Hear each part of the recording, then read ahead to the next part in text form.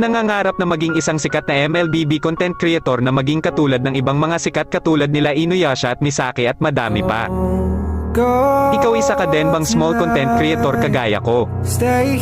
Ako kasi noon nung wala pang nagsusuporta sa akin ay nag-upload pero ako nagsimula talaga ako mag-upload sa TikTok.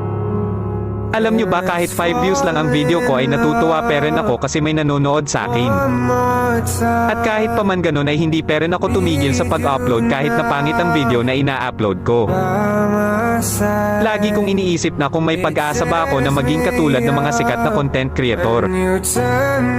Alam nyo ba na kapag may maglalib ay lagi talaga akong humihingi ng skin sa mga sikat na content creator.